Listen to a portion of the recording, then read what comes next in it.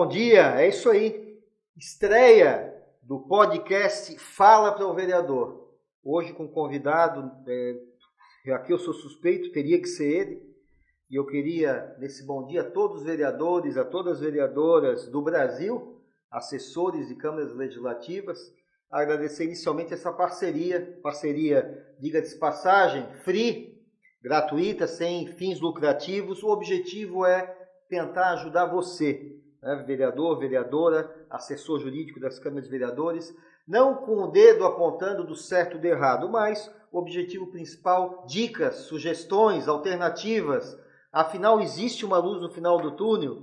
Então, esse agradecimento, essa parceria fantástica do CEAP Brasil, a cada um aqui doando o seu espaço e as suas funções. Meu abraço ao Paulinho, Cleiton, Cook, todo o aparato técnico aqui, tornando isso aqui possível para levar para você essa oportunidade de aprender com quem sabe, com quem tem experiência, com quem pode sim ajudar e acrescentar. Dito isso, pessoal, apresento então o nosso convidado de hoje. Eu digo que tinha que ser ele por um grande motivo. Conselheiro Salomão Ribas Júnior. Com uma história não só de vida, de experiência na vida política, foi constituinte, foi deputado, foi várias vezes secretário de Estado, ocupou inúmeros cargos, inclusive a nível nacional, na política, então tem muita experiência e sabe, mas mais do que nunca, talvez até nesse formato, o pessoal que está nos vendo aí, o nosso podcast tem sim um formato radialístico aqui, ele também foi radialista, com vasta experiência, não só em Santa Catarina, Rio de Janeiro, em outros locais, quer dizer, tem aqui muito a contribuir sim pelas suas experiências profissionais e de vida. Então eu queria agradecer a conselheiro Salomão Ribas por ter aceito esse convite. Eu digo que muitas homenagens se fazem posteriormente à pessoa, e eu tenho aqui o orgulho de dizer que desde o início da campanha que você tem a ver com a corrupção, e faço isso de público várias vezes, e faço não para agradar ou para bajular, porque esse reconhecimento é sincero, o senhor sabe disso. Lá quando pouco apoio eu tinha, veio lá o presidente do Tribunal de Contas do Estado, o conselheiro Salomão Ribas Júnior, e abraçou no ano de 2004, conselheiro, ainda com alguns problemas de saúde à época.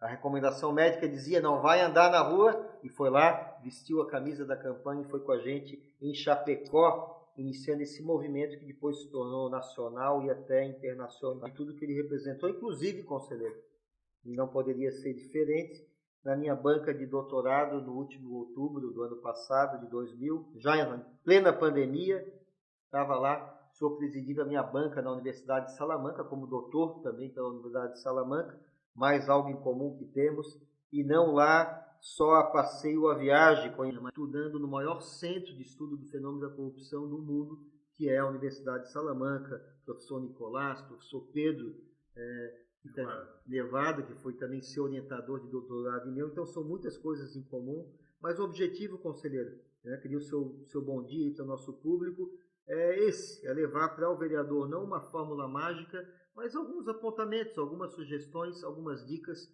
da sua experiência em todos esses ramos que o senhor, desde a academia, homem letrado também e membro da Academia Catarinense de Letras. Então a gente está aqui com muitas referências que tenho certeza pode ajudar o nosso vereador, a nossa vereadora, os assessores das câmaras legislativas em todo o Brasil. Bom dia e muito obrigado mais uma vez.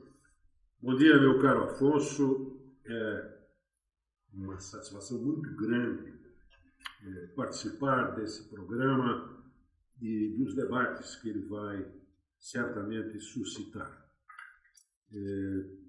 Eu digo que tenho muito orgulho de ter participado de dois eventos importantes na sua carreira. O primeiro deles, o lançamento da campanha que você tem a ver com a corrupção em Chapecó, no ano de 2004. E depois, no seu doutoramento, na conquista do título de doutor, integrando a banca examinadora daquela universidade. Como presidente da banca, né? Ah, sim. Me deram essa função que é mais tranquila.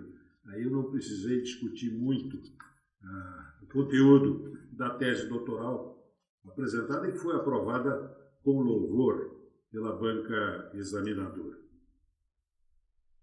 De fato, eu tive uma longa vida pública e nesse período, porque eu comecei muito cedo, e nesse período eu participei de funções públicas, direta ou indiretamente, dos poderes do Estado.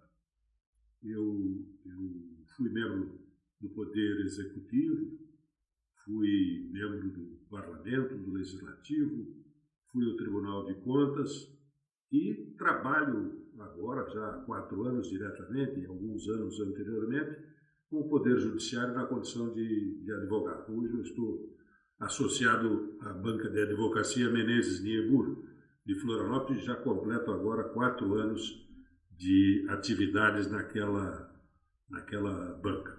Então, isso, como dizia Mário Petrelli, me colocava como pluricoroado, de fato me deu uma experiência bastante interessante, tratando do assunto sempre dos 2 lados do balcão.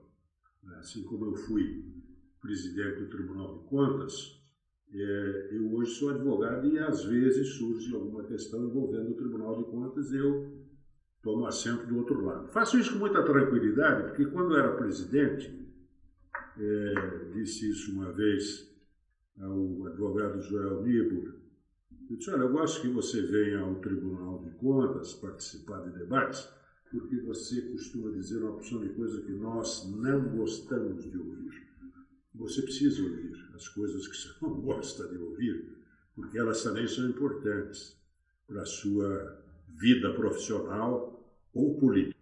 Bom, já fui longe demais nessa que deveria ser uma breve. Mas eu estou inteiramente à sua disposição para falar aos vereadores e só acrescentaria o seguinte, eu faço isso também com muito prazer, porque é uma oportunidade que me é dada de contribuir um pouco para o exercício dessa função pública muito próxima do cidadão. E digo isso porque, olhando o cenário atual, eu vejo o vereador e os políticos em geral com uma certa compaixão. Eu enfrentei algumas dificuldades dentro do governo, ou quando estava no governo, no legislativo. Peste suína, a grande seca de 77, as enchentes de Blumenau, de 83 e 84, mas nada parecido com a pandemia que nós estamos vivendo. Então, como eu olho com compaixão, quem sente compaixão tem a obrigação de tentar ajudar de alguma maneira aqueles que estão no exercício de sua atividade com uma carga de responsabilidade e dificuldades como as que nós encontramos hoje. Período inédito, conselheiro. Até queria deixar o senhor à vontade, é um bate-papo, o senhor me interrompe, eu também vou tomar liberdade de dar alguns pitacos aqui, porque não é nada engessado, é levar para esse público realmente alternativas, né? O senhor fala na pandemia, conselheiro, e efetivamente, né, tempos inéditos, né? E aqui, já vou fazer a primeira provocação, conselheiro, não esquecer de mandar um abraço para o Dr. Joel, né, seu colega de banca de escritório, também grande pessoa, grande estudioso, grande acadêmico, e está nos devendo um vídeo para o Fala para o Vereador. Ficou de mandar, já cobra lá no escritório, que eu estou cobrando aqui o vídeo, mandando esse recado aí de 2, 3 minutos para os nossos vereadores. Mas quando a gente fala no período de pandemia, a gente está falando não só de uma crise sanitária internacional, então não é o problema só do nosso vereador lá de Itapiranga, onde eu trabalhei, de Dionísio Cerqueira, onde eu trabalhei, e de tantos outros. Mas é também um problema internacional, não tem para onde fugir. Qualquer lugar do mundo, no menor ou no maior grau, vai estar a pandemia.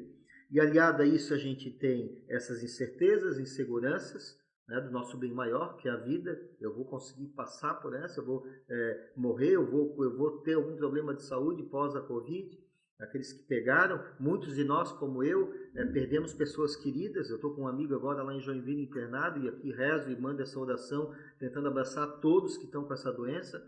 né? Meu querido amigo Pickler está lá e vai sair dessa, eu tenho certeza. Mas, enfim, o que eu quero dizer, conselheiro, é que além disso tudo, nós temos, e aqui que talvez seja não um problema, mas algo que a gente tem que enfrentar, a má política utilizando dessa pandemia, e aqui eu me refiro no menor ou no maior grau, sem generalizar, a gente não pode generalizar, mas tanto, digamos, quem esteja no poder, usando a governança, governo federal, governo estadual e governos municipais, como aquele que esteja na oposição. Então, às vezes, a gente vê uma falta de união de denominadores comuns que me parecem óbvios para usar a coisa politicamente, tanto quem está na oposição como quem está no governo. Então, minha primeira provocação, conselheiro, e talvez até focando nos municípios, que é o nosso público, como o vereador lá vai fazer essa análise diante do prefeito, a qual ele pode estar ligado ou não, pode ser oposição, pode ser apoiar o prefeito, ao governo do Estado e, finalmente, à presidência da República. Como o vereador deve se postar diante desse quadro pandêmico tão louco, tão inédito e, ao mesmo tempo, dessas questões políticas que estão aí, estão postas. Qual é a sua opinião? Olha, eu vejo, vamos separar as duas coisas. O quadro político em geral, isso já vinha acontecendo e que se agravou agora em função da pandemia.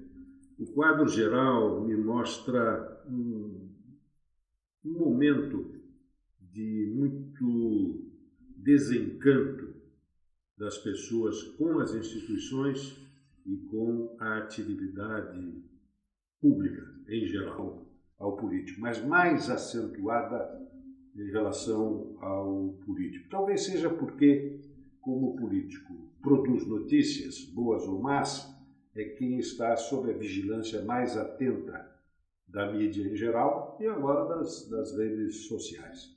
Mas há problemas sérios na burocracia estatal, de variada natureza, que também contribuem para esse desencanto. Eu penso que não existe má política nem boa política, nem política velha nem política nova. A política como ciência, como técnica, ela é basicamente a que foi estudada há muitos anos.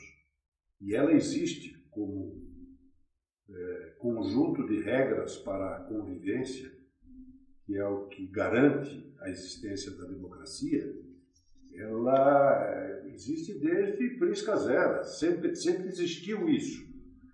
O ser humano é que foi aperfeiçoando a sua forma de ver as coisas e foi criando princípios e regras para nortear a atividade política. Então, a política é uma só. Não existe a má política. Existem sim maus políticos, pessoas que não levam em conta a razão de ser da existência da atividade política e da representação popular. Não levam em conta isso, porque acham que aquilo é um negócio como outro qualquer e assim tratam a atividade pública. Então, esses são maus políticos. Não é que a política seja má em si, mas ela tem de fato, gerado oportunidade para essas pessoas exercerem tão inadequadamente a função pública.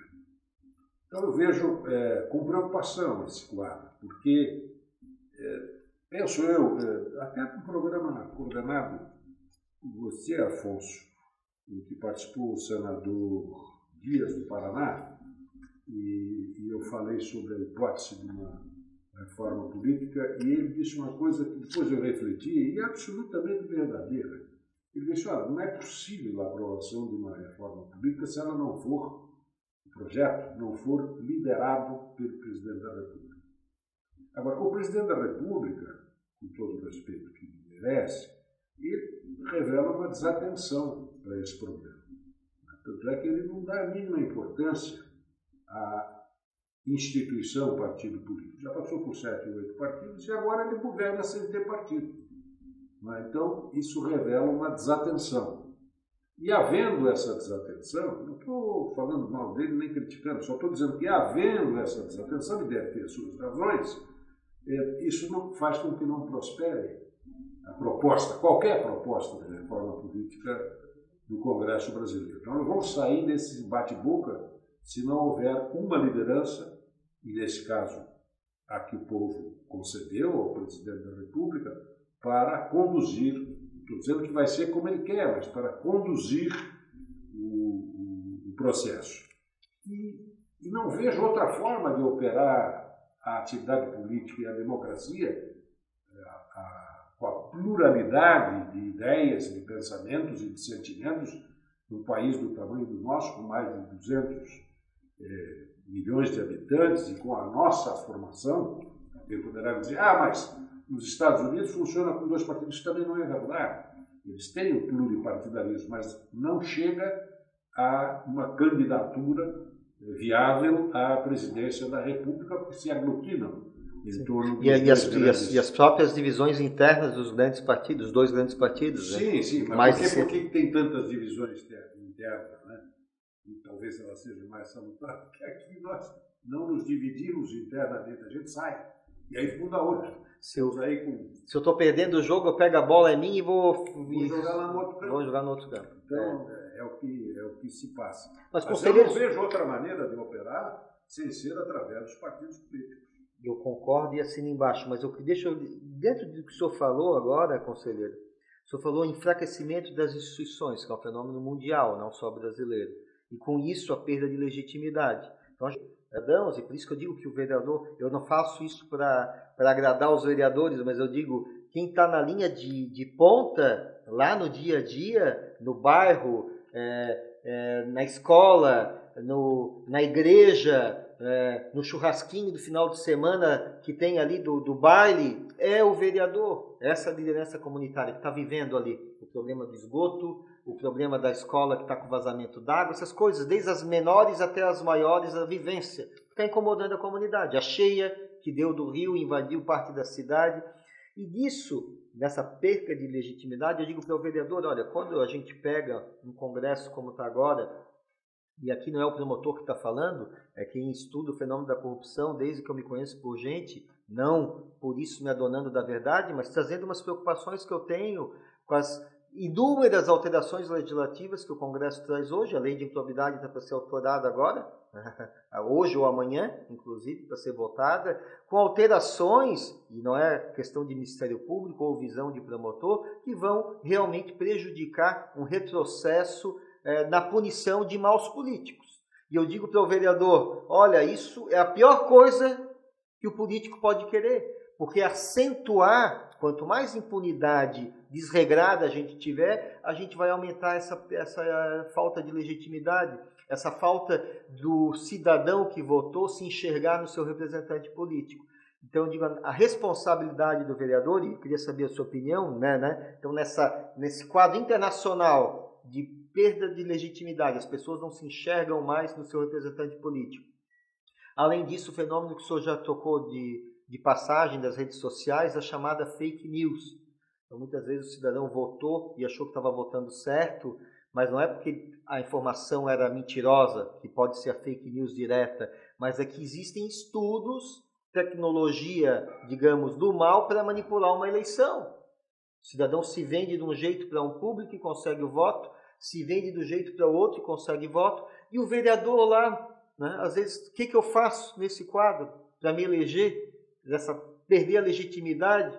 Ao mesmo tempo, eu tenho que ter o apoio do meu partido político para viabilizar muitas vezes uma eleição e às vezes até alçar voos mais altos. Quer dizer, o senhor falou, que partidos políticos nós temos no Brasil hoje? Me parece que o enfraquecimento dos partidos políticos, que são mais pessoas, são caciques muitas vezes, ou pequenos grupos que mandam naquele partido, portanto não é um partido político na essência de ser plural, de trazer várias ideias, mesmo internamente, construir denominadores comuns e forma presente para a população que enxerga nessas ideias um caminho. Como reverter isso? Como o vereador lá na ponta pode reverter essa situação, conselheiro? Ou se não reverter, como ele pode interagir positivamente para mudar essa perspectiva negativa?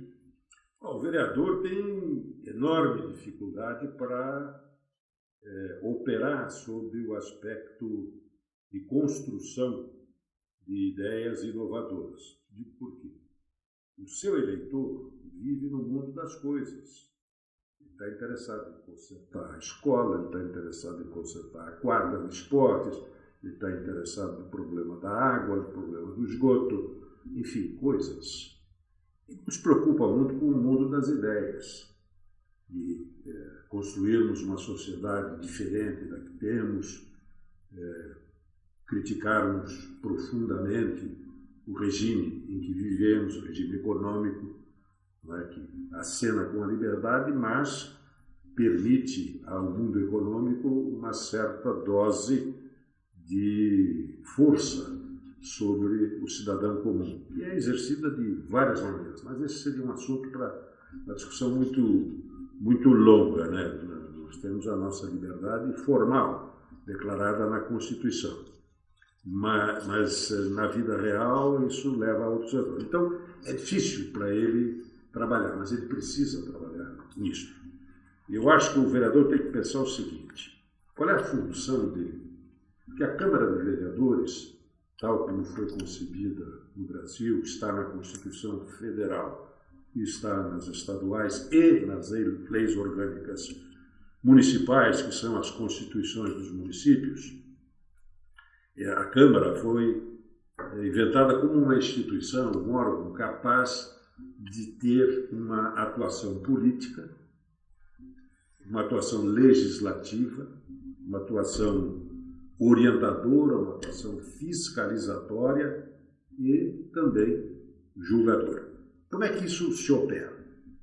A função política, ela dá à Câmara de Vereadores, e aí entra na resposta à sua pergunta, o importante papel de organizar o debate político. Porque o debate político não pode se travar nesta coisa um pouco insana de discussões, exclusivamente discussões através da rede social. É impossível. Cada um tem ali uma posição e não há diálogo. O que há é resposta com outra afirmação. Eu não vejo diálogo nas redes sociais. Quando muito agressões diretas, né? Sem falar já no apelo a esse tipo de coisa que o anonimato em casa, né, ele não permite a todo mundo ficar muito valente, né? Exato. O cidadão é muito valente. Frente a frente a coisa muda um pouco. Mas, enfim, também não pode ficar circunscrito ao debate no botequim, no clube, ou na igreja, né? Ele precisa ser organizado. E a Câmara de Vereadores tem um grande papel, pode desempenhar um grande papel organizando o debate político, independentemente da função partidária de qualquer vereador, mas organizar o debate político, trazer para a Câmara de Vereadores isso é possível fazer. E daí extrair alguma coisa para posicionamento estadual e até nacional. A função legislativa, o processo legislativo brasileiro, ele é muito amarrado, né? Você tem que ter conhecimento de regras constitucionais para saber qual a sua competência e qual a matéria que você não pode ter a iniciativa para legislar. Em princípio, legisla sobre tudo, mas basicamente sobre os interesses exclusivamente local do município. Mas tem a regra orçamentária. Quer dizer, o orçamento é a peça mais importante para o funcionamento do município. Ela é organizada a partir da Constituição Federal, passa pela estadual e chega a outros pontos que não podem ser desconhecidos pelo vereador. Ela chega à Lei 4.320, que é velha, é de 1964. Você vai me perguntar, é a primeira da ditadura? Não, é a última de João Goulart.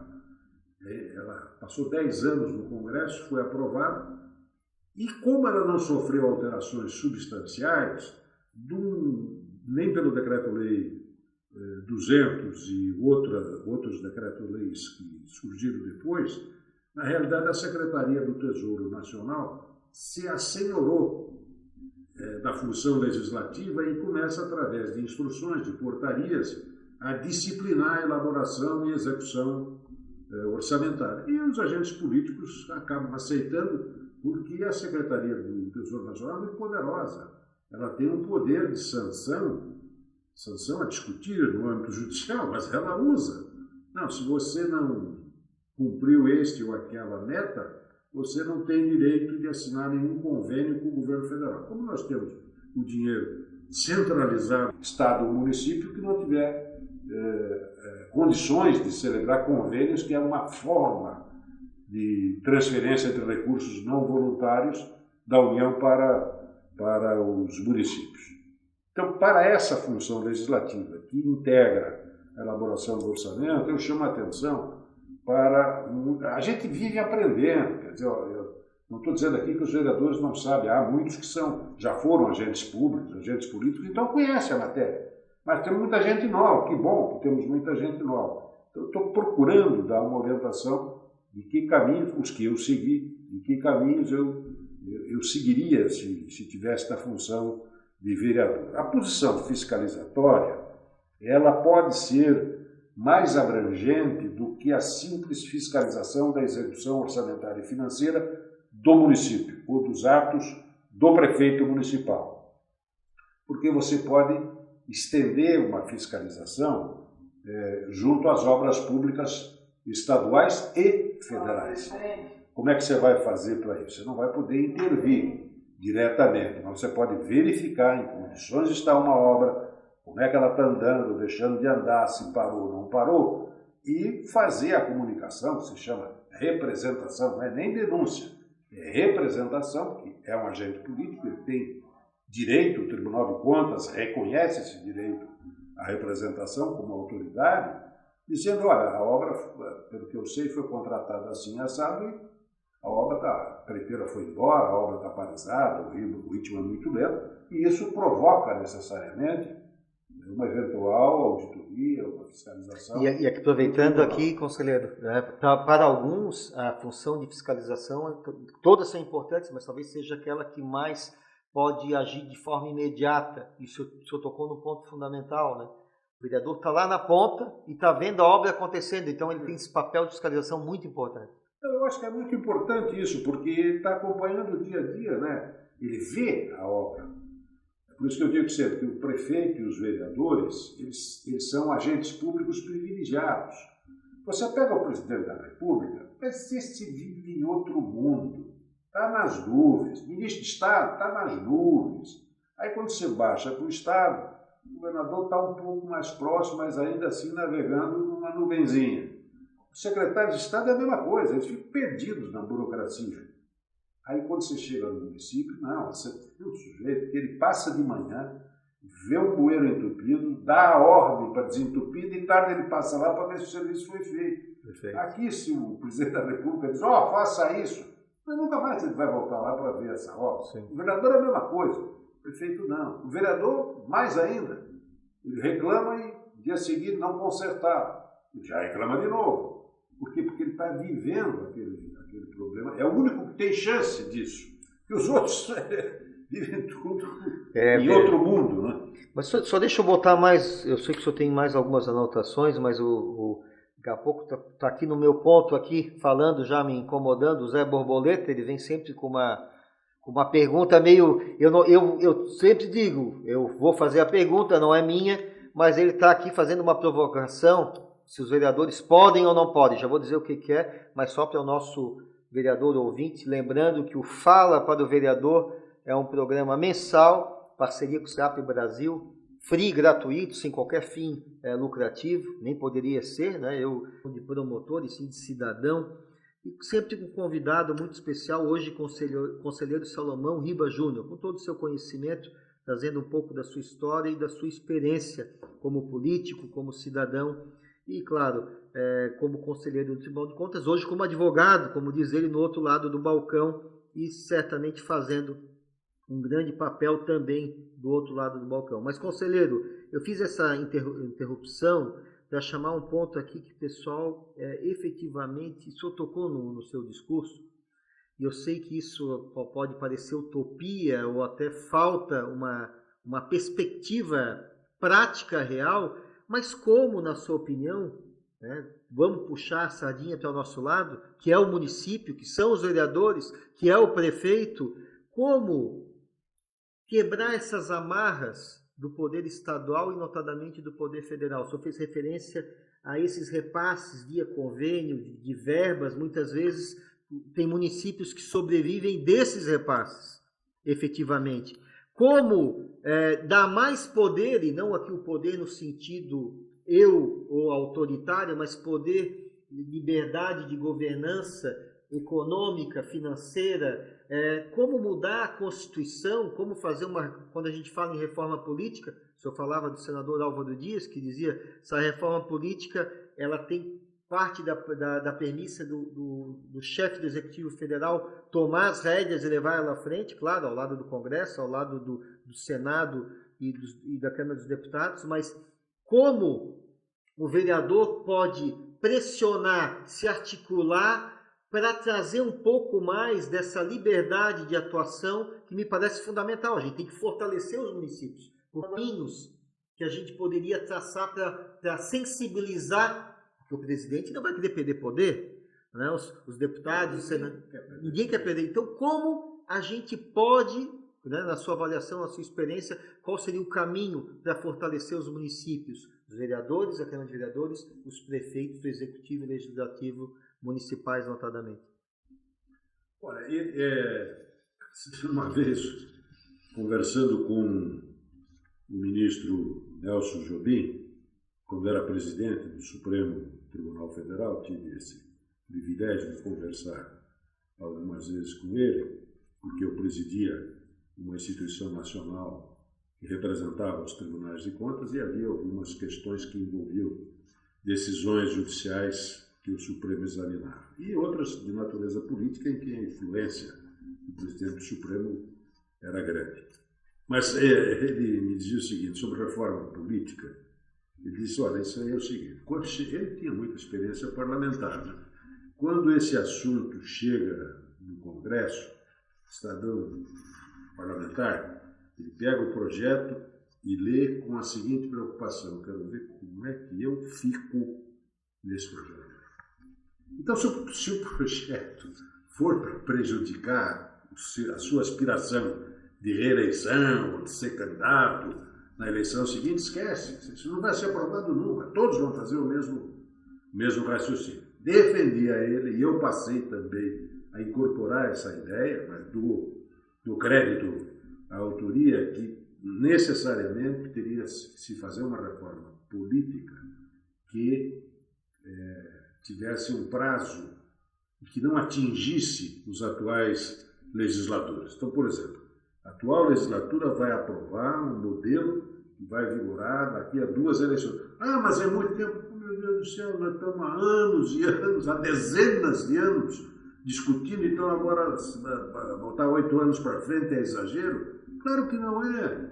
Pode ser que quando assumir a nova legislação, isso aqui não presta.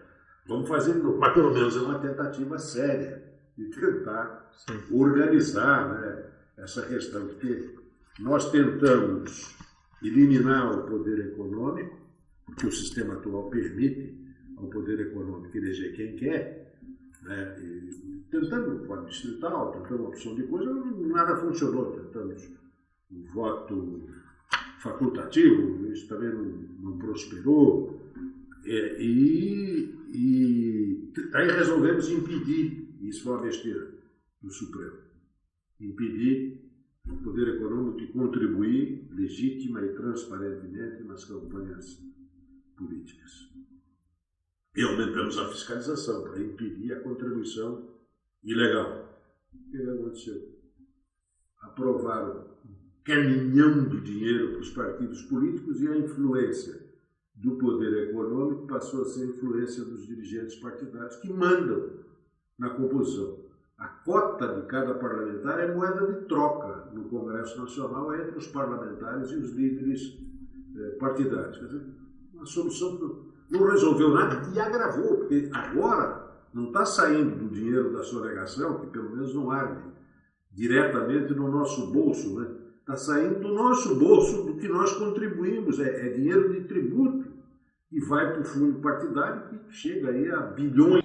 Então, é preciso avançarmos em propostas que não agravem a situação, mas que é preciso fazê-las, eu não tenho a menor dúvida. Acho que para você poder influir, a primeira coisa é organizar o debate político no município. Senão, você vai ficar uma voz isolada, mesmo que você seja preparado, até um cientista político investido no mandato de vereador ou profundo conhecedor de política, né? Você precisa levar atrás, quer dizer, você tem que garantir o apoio dos teus eleitores. Você tem que falar por eles, não pelas tuas ideias. Então, por isso que você precisa organizar o debate político, e aí você entra numa questão séria, que é o debate político de todos, que todos os partidos têm interesse no fortalecimento, pelo menos em princípio, quem está no município tem interesse no fortalecimento do município. Quando a coisa passa para o deputado estadual, já arrefece um pouquinho, porque o deputado estadual tem outra maneira de atuar. Ele acaba trabalhando nas emendas parlamentares com efeito coercitivo, né, com efeito imediato, que eu considero um absurdo. Isso é um absurdo, mas para o eleitor cioso de coisas, esse tipo de ação ajuda o parlamentar e ajuda o vereador. Tem dividendos políticos? Muitos, porque ele não faz uma emenda para estabelecer uma política. Não, ele faz uma emenda ali, obrigatória, para fazer o quê? Para fazer a escola, para fazer a quadrinha de esporte, para fazer o centro comunitário. É legítimo isso, mas é uma distorção do processo de planejamento de qualquer governo absoluta. Absoluta. Né? Quer dizer, agora fica discutindo se o governo tem dinheiro ou não tem dinheiro para pagar as emendas parlamentares. E depois o governo paga a quem ele quer e quando ele quer e da maneira que quer. Quer dizer, transfere o dinheiro. Isso daí passa a ser o quê? Essa pressão, ela não é novidade. Quer dizer, fazem isso agora, mas isso aí da política sempre foi assim. No tempo do regime militar, caiu muito a importância da Comissão de Economia, Assuntos Orçamentários do Congresso Nacional, que ela tinha muita força no regime da Constituição de 46. Eram os reis do parlamento, eram os membros dessa Comissão de Finanças, onde se criaram depois os anões do orçamento. Eles mandavam o orçamento, só saía o que eles queriam.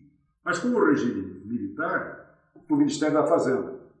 Então, o Ministério da Fazenda passou a ser o centro de poder, porque ele é que definia as emendas que iriam constar, porque a emenda parlamentar era praticamente nula, porque o deputado ou o senador não podia apresentar emenda com aumento de despesa, sem indicar a fonte, etc., o que inviabilizava. Então, os que entendiam do orçamento eram os do Ministério da Fazenda. Com o processo, primeiro de abertura política e depois de redemocratização, como nós chamamos, isso e a Constituição de 88, isso voltou para o parlamento. Voltou para o parlamento. Mas o parlamentar criou essa figura agora. Então ele não está muito interessado nessa descentralização, porque tende a desaparecer como agente trazedor de cheque. E ele considera isso essencial para a vida pública dele. Então é preciso que o município vá com muita força junto com... Para você ter uma ideia, eu vi ontem na televisão, não é Fialkowski, é Zunkowski. Zunkowski ainda é presidente da Associação Brasileira dos Municípios. Me desculpa, Zunkowski, mas meu Deus do céu, eu já estou aposentado faz um tempão, você continua aí como presidente da Associação Nacional dos Municípios, e fazendo o mesmo discurso de sempre, né? Sempre chorando, reclamando. Ele até tinha uma história muito engraçada antigamente, porque, falando sobre a importância do município. Ele disse que foi feito o lançamento, até do governo Fernando Henrique, foi feito o lançamento de uma campanha, nenhum brasileiro sem carteira de identidade, o programa todo vai ser assim, um cartaz bonito. Estava todo o programa e embaixo dizia assim: procure o prefeito do seu município.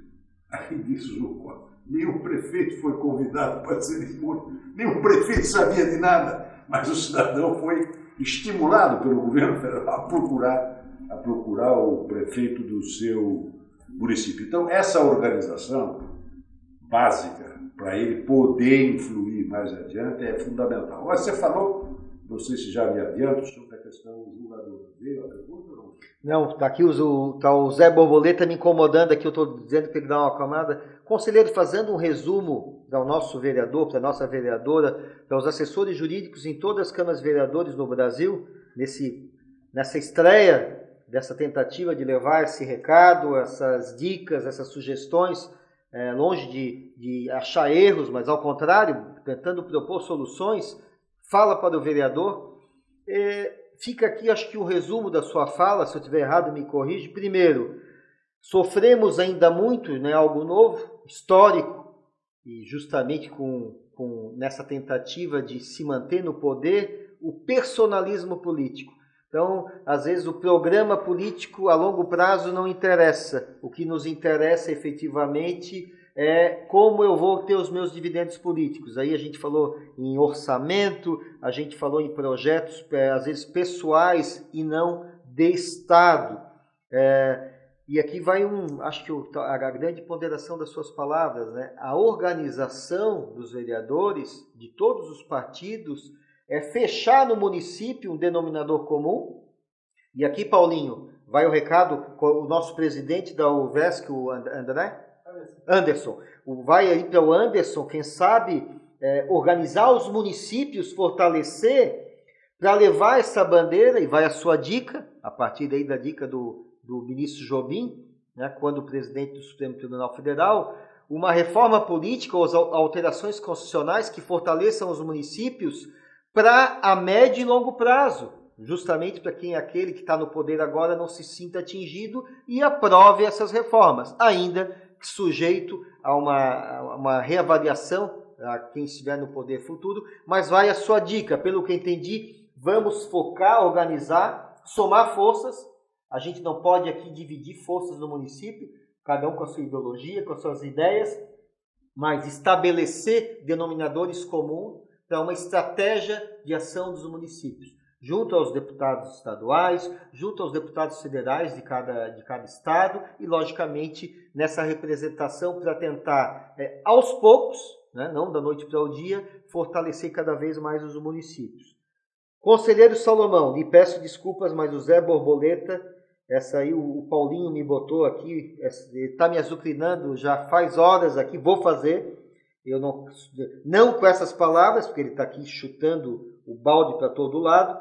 A gente tem que ver que o Zé Borboleta talvez seja o eleitor brasileiro mais desencantado.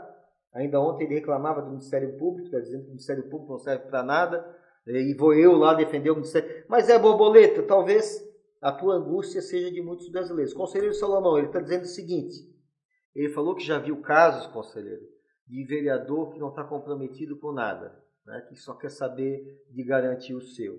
E muitas vezes ele fala que vê vereadores que criticam o prefeito e chega na hora, ganham algum prêmio, diz aqui o Zé Borboleta, e mudam o seu posicionamento político. E aqui eu queria, conselheiro, até que explicasse a questão técnica mesmo, ainda que rapidamente, mas já respondesse essa provocação do Zé Borboleta. O Zé Borboleta está dizendo, olha, muitos vereadores aprovam ou rejeitam as contas do prefeito municipal, né, diria lá na Espanha, do alcaide, né, desse chefe do executivo municipal, conforme o seu sabor e a sua vontade, às vezes por interesses escusos e inconfessáveis, diz o Zé Borboleta. Por quê? Porque eventualmente estão recebendo benefícios. Ainda que o parecer do Tribunal de Contas, gostaria que o conselheiro falasse, esse parecer é obrigatório seguir, não é? Quando pode seguir, quando não pode seguir? Diga, não aprove as contas. Aprove as contas, aprove com algumas ressalvas. Pode o vereador desrespeitar ou não observar esse parecer técnico do Tribunal de Contas? Olha, esse negócio de técnico ser dono absoluto da verdade não é verdade. É muito comum alguém dizer, especialmente nos últimos tempos, que se uma coisa é boa, é solução técnica. O que é uma grande besteira. Tecnicamente, a gente pode errar também. Então, não é uma casa de perfeição o Tribunal de Contas, mesmo quando se fala na área técnica, embora eles imaginem que sim. Houve um tempo que a gente tinha aquela, você conhece melhor do que eu, né? Da certeza e da incerteza de ser Deus. Né? Alguns profissionais têm certeza que são. Né? E o técnico está muito endeusado mesmo nessa condição. São meus amigos, aqui no caso de Santa Catarina, por eles, não é? São competentes, mas estão assim um pouco endeusados. Então o vereador, ele precisa levar em conta o seguinte: o julgamento das contas é dele. O Tribunal de Contas manda apenas um parecer prévio, que deve estar escoimado de raciocínios políticos ou diferentes daqueles decorrentes da lei, daqueles decorrentes do princípio orientador da lei. Isso, contudo, nos leva a uma outra situação. É uma questão de interpretação. Então você pode interpretar a lei de uma maneira, o outro pode interpretar de outra maneira. E pode ser que o ato praticado, aparentemente ao arrepio da lei, ele não seja tão nefasto quando você, olhando o conjunto, verifica que a melhor opção foi aquela. As outras todas eram mais indesejáveis do que aquela que o administrador escolheu. A nova lei de introdução ao direito brasileiro, ela ainda não foi totalmente absorvida pelos aplicadores da lei. Ela tem algumas inovações muito interessantes no exame da aplicação das leis brasileiras. E essas inovações, elas surgiram meio escondidas e ainda continuam assim. Os tribunais de contas, por exemplo, elas não chegaram até a área técnica. Eles não têm noção de que aquilo se aplica à interpretação de qualquer norma do direito brasileiro. Lei, ou decreto, ou portaria, qualquer norma tem que ser interpretada segundo aquelas diretrizes. Então, o vereador é o senhor do julgamento. O Tribunal de Contas auxilia a Câmara de Vereadores mediante um parecer prévio, onde ela indica as razões de ser da sua decisão, pela aprovação ou pela rejeição. As questões mais graves, menos graves, isso aí é uma portaria 2004. Portaria que eu escrevi, eu assinei, ainda está em vigor. E creio que vai ser agora alterada para atualização. Então ela diz aquilo que é mais grave, ela está muito apoiada na época, e foi o modelo que eu acabei colhendo, no Código Penal, entre agravantes, atenuantes, escritos de outra maneira, mas está assim, não é pelas decisões dentro do próprio tribunal, porque senão cada um tinha um peso e uma medida para julgar o descumprimento, o mesmo descumprimento dessa ou daquela. Já tem um critério mínimo, né? Mas, conselheiro, aqui... Mas aí, voltando ao vereador, vai chegar na questão do voto. O vereador, então, ele é o senhor do voto. Ele, ao votar, claro, o documento vai, né, o relatório vai, ele tem que se inteirar desse relatório, porque normalmente o voto traz a opinião, parecer pela aprovação ou desaprovação, e traz lá um conjunto de ressalvas que é uma coisa mais ou menos indefinida.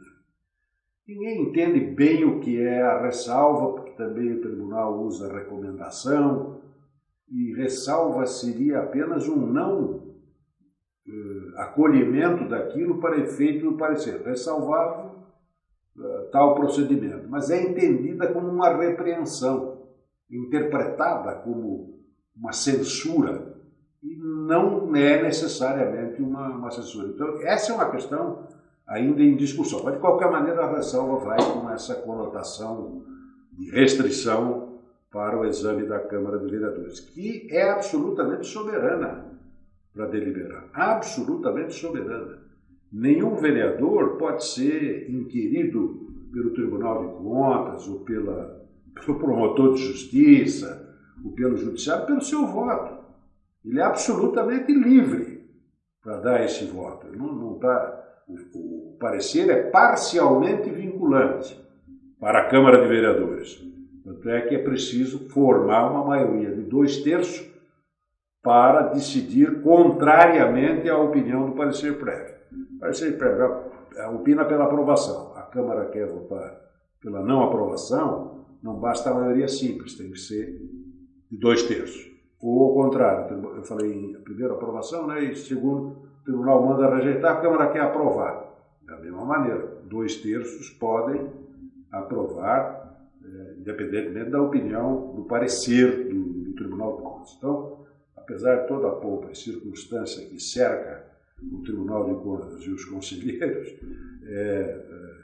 meus queridos amigos, muitos deles, convivi com eles, apesar disso tudo, é um órgão auxiliar do Poder Legislativo. A ele cabe a competência para decidir sobre essa questão. Agora, você não pode evitar o deslize, a fraude, o mau comportamento do vereador e do prefeito, porque em matéria de corrupção, de propina, não tem o que paga, então o que paga não tem importância, só o que recebe é que deve ser condenado. Então, um lado e outro são corruptos, um ativamente, o outro passivamente. Corrupto e corruptor.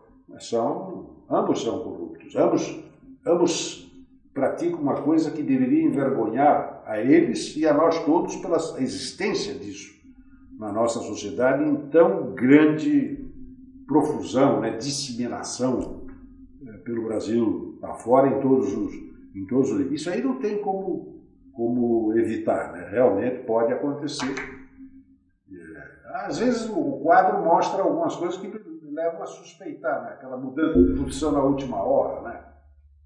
Isso leva a desconfiança, mas também não prova, né? Então realmente é difícil. Mas o vereador que quer votar com consciência, assim ou assado, ele pode fazer com absoluta tranquilidade. Se ele tiver alguma dificuldade, me procura lá no escritório, que eu estarei à disposição dele para ajudar a resolver. O conselheiro, uma dúvida aqui que surgiu certamente, vou pegar aqui acho que nem é mais vereador, mas lembrando meu tempo de percorrer esse estado inteiro como promotor, e lá na comarca de Porto União, me lembro do então vereador Raul Ribas. Esses dias eu encontrei o Raul Ribas, meu abraço para a turma de Porto União, Planalto Norte de Santa Catarina. Então o nosso vereador lá do Planalto Norte pode estar com uma dúvida, conselheiro. Ele queria saber, né, todos nós entendemos de forma muito didática o que o senhor disse, mas um exemplo prático, e não precisa ser concreto, que o senhor já pegou, mas a partir da sua experiência, um exemplo prático de um parecer que veio, e gostaria de um dado objetivo aqui, pela reprovação. O Tribunal de Contas diz, vamos reprovar por causa disso. Queria que o senhor desse esse dado concreto da reprovação e que os vereadores optaram pela aprovação, sem que isso, o senhor já deixou bem claro, o vereador, salvo um ilícito que tem que ser provado, uma fraude, uma compra, ele tem a liberdade de votar como quiser, mas na prática, para o nosso vereador entender, quando, por exemplo, um parecer técnico com dado técnico do Tribunal de Contas, na prática, o senhor já viu, pela sua experiência, ser muitas vezes aprovado, contrariando o parecer técnico. Um exemplo prático que lhe ocorre agora aqui. Aí a questão, até porque o Ministério Público está sempre atento, por ponto próprio ou pressionado pela própria comunidade, pelo o promotor também integra essa sociedade, ele vive lá, ainda que não por toda a vida, né? Há um, vamos dizer passeio, não, mas há um trânsito pelo Estado inteiro, então ele não chega a viver inteiramente, a não ser aqueles que optam por não seguir a carreira. Pedro de Comain está lá. Pois esse é um tipo, mas estudou muito, é um dos profissionais da área muito competente, do Ministério Público, eu considero dos mais competentes e estudiosos. Autodidata. É verdade, mas as publicações dele são irretocáveis, sim. Os pareceres deles da mesma natureza, mas é uma exceção. Normalmente o promotor circula pelo Estado no exercício da carreira, mas ele está atento ao julgamento das contas. Então, se houver um indício forte de ilegalidade, aí, independentemente da aprovação ou de reprovação pelos vereadores, certamente ele vai providenciar uma investigação e, se necessário, a propositura de uma ação de improbidade ou de outra natureza. Não tenho dúvida quanto a isso. Então, aí ele independe da decisão da Câmara de Vereadores, embora ela seja muito forte junto à opinião pública e até junto ao próprio Ministério Público, mas as contas foram aprovadas. Então, aí é preciso que esse indício seja muito forte, para que o promotor, então, use o seu tempo fazendo a propositura, primeiro de uma investigação e depois a propositura de uma ação, né? Eu acho que isso. Agora, como o vereador se orientar? Aí vem uma questão importante.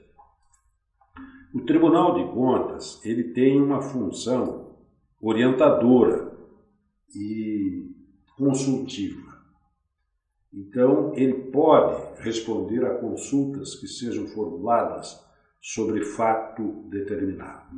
No regimento interno do Tribunal de Contas, há algumas regras que devem ser seguidas, mas que não são impossíveis de serem acolhidas, né? Tem que ser exatamente o fato, o dispositivo legal que se pretende conhecer a interpretação do tribunal, não pode ser um fato concreto, embora às vezes um fato concreto seja transformado em resposta em tese, é muito comum isso, né? O tribunal tem que fazer uma magia, né, para poder responder, sabe que dali sai uma orientação, mas o caso é concretíssimo, né? Então é difícil, mas pode fazer essa consulta ao Tribunal de Contas como orientação. Quanto às contas, se houver necessidade de técnico na Câmara de Vereadores ou com a ação do Ministério Público, o aconselhável é buscar um apoio jurídico especializado. Não vá confiar que isso aí vai ser esquecido, porque às vezes deixar correr sem atenção uma ação qualquer, especialmente de improbidade, você pode ter sabores muito sérios lá na frente. Então procure um advogado da sua confiança, de preferência que seja especialista em direito público, mas se não for, pode ser de advocacia geral, não tem importância, mas uma orientação é muito importante para que você possa exercer o seu mandato. Não vai confiando, eu ouvi muita gente dizer isso aí, não, o governo não pode ser ademoestado porque fez 77% dos votos da população. Isso não quer dizer absolutamente nada. Isso foi o resultado da eleição. A partir dali, o agente público está sujeito à lei, como qualquer cidadão. Não é uma carta branca. Não é carta branca para fazer o que quer, né? Então precisa tomar cuidado.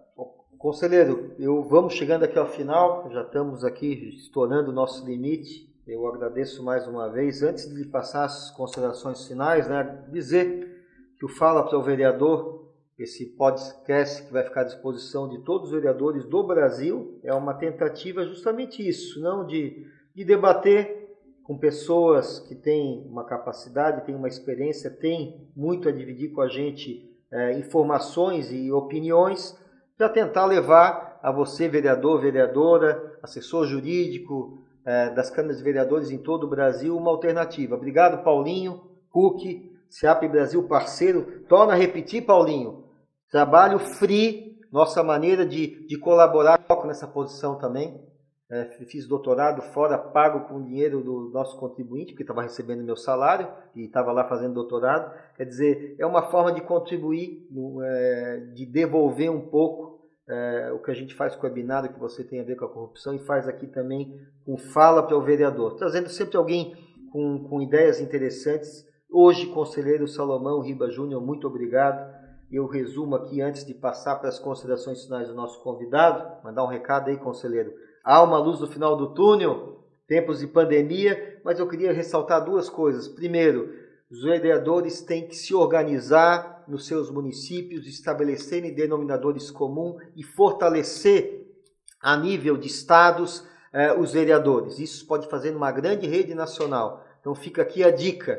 Vamos deixar as pequenas diferenças de lado e vamos procurar fortalecer os municípios. Esse é um caminho sem volta e a gente quer ser, talvez, um agente transformador dessa realidade para uma nova Constituição, onde o ator principal seja aquele que está lá na linha de frente, vivendo o problema da população e do cidadão, que é o vereador, que é o prefeito, que é efetivamente o cidadão que vive o dia a dia da comunidade. Segundo, o conselheiro Salomão deu uma boa puxada de orelha e eu faço meia-culpa e assino embaixo também, dos deuses nas diversas áreas. O técnico que acha que está acima de tudo e de todos. O promotor que às vezes esquece de abrir a sua porta do gabinete e receber para ouvir o lado, a história real daquele cidadão que está com problema lá no município. E assim, em todas as áreas, a gente tem que ter a humildade, sim, de fazer a lei, da aplicação da lei indistintamente para todos, mas não perder a sensibilidade de saber que nem todo mundo está querendo se locupletar, enganar, fraudar. Às vezes o problema real não tem um amparo legal para se resolver e se resolve da forma que é possível. Essa sensibilidade a gente tem que ter e mais do que isso, que os nossos deuses no Supremo nos escutem e esse mau exemplo de se endeusar e ser o dono da verdade não seja seguido por todos nós funcionários e servidores públicos, que é o que somos na última palavra. Conselheiro Salomão Riba Júnior, muito obrigado. Mais uma vez, eu sempre estou com um amigo, né? Eu considero um amigo aí, faz parte da minha história de vida acadêmica, profissional. Mais uma vez, obrigado. Eu quero lhe agradecer de coração e eu espero que seja o primeiro. Paulinho a gente está organizando mais algumas iniciativas, mas sua primeira contribuição aqui no Fala para o Vereador, inaugurando o nosso programa. Recado final com a palavra, muito obrigado, agradeço em meu nome, em nome do SEAP Brasil, de todos e de todos os vereadores e vereadoras que estão nos acompanhando e vão acompanhar o podcast, essa ferramenta que veio para ficar, para auxiliar cada vereador e as câmaras legislativas em todo o país. Meu caro Afonso, é evidente que quando nos conhecemos, aliás, eu te procurei mais pela ação que você estava desenvolvendo lá em Portunhol, que me chamou a atenção, e que foi uma tentativa nem se falava em blog naquele tempo, uma tentativa de página, não era página, tinha um outro apelido, né? Esses nomes vão mudando. E depois, em Chapecó, eu tinha o dever de procurar ser seu amigo, e tenho o prazer de dizer que sou seu amigo, porque eu fui radialista desde a minha... E eu fui animador de comício da UDN, e o seu avô era deputado estadual da UDN, o velho Afonso Guizzo, a quem eu tinha muito respeito e consideração pela sua presença política. Lá na região sul não se fazia nada sem conversar com Afonso Guizzo. E ele depois até veio para o Tribunal de Contas, onde se aposentou. Então veja você que eu sou antigo. Eu já fui amigo do seu avô. Seu pai eu não tive o privilégio de conhecê-lo, até porque nos deixou cedo, né? Então não tive esse privilégio. Mas fui companheiro de Assembleia Legislativa, ainda que em bancadas diferentes, do seu tio, o Martim Afonso Guizzo. E conheço também a esposa do Danilo Schmitz, a Jane. A Jane, a última vez que a vi foi quando lançamos aquele livro sobre transparência e participação, celebrando os 30 anos da Constituinte Estadual. E o Dal foi prefeito de Araranguá, o mais novo. O Dal foi prefeito de Araranguá, é isso mesmo. O Dal foi prefeito de Araranguá. Depois eu o conheci aqui na Assembleia, ele foi procurador financeiro ali uma temporada. Aliás, eu acho que o tempo que eu estava no Tribunal de Contas, o Dal ainda era procurador. Eu acho que sim. Eu acho que era procurador ali. Uma grande figura também, eu gosto muito dele.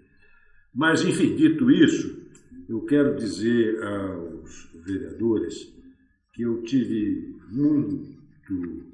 muita alegria de participar desse programa, porque eu passei uma boa parte da minha vida falando a vereadores e a prefeitos, porque me dediquei sempre muito à função educativa do Tribunal de Contas. Eu fiz até uma cartilha que eu ainda vou transformar aquilo, não num livro, mas como diria o velho Conde Reis, no Opúsculo, que é um livrinho pequeno, sobre o que pode e o que não pode fazer o prefeito, o que pode e o que não pode fazer o vereador em período eleitoral. Boa dica, hein? Boa, essa aí vale a pena. Uma coisa, isso aí houve acho que foi no tempo do desembargador Francisco Oliveira, que estava no eleitoral, e ele quis dar um treinamento ao pessoal do eleitoral, que ia começar a fiscalização. Porque nós temos a questão do julgamento das contas dos partidos e das campanhas é feito pelo eleitoral. Em outros países, como na Espanha, que você conhece bem, quem faz é o Tribunal de Contas. A apreciação das contas eleitorais. Nós aqui não. É a única ação que está fora da jurisdição do Tribunal de Contas da União, dos estados e de municípios. Né? É a despesa eleitoral. É a própria justiça eleitoral faz a apreciação. E isso aí demanda algum tempo. Agora já melhorou bastante, mas demandou algum tempo. Então, nesse treinamento, surgiu a ideia de fazer esse documento que pode e que não pode. Agora já tem uma opção de outras regras, né? Isso já tem alguns anos.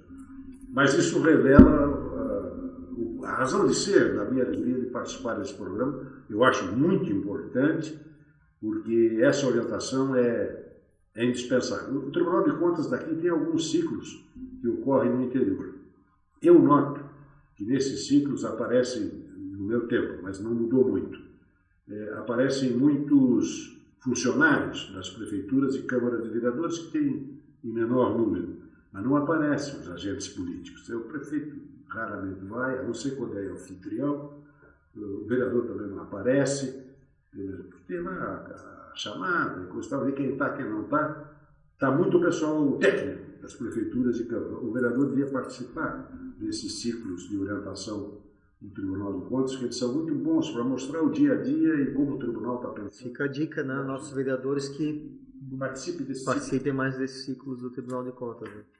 Mas é isso, conselheiro. Muito obrigado. Nós que agradecemos, né?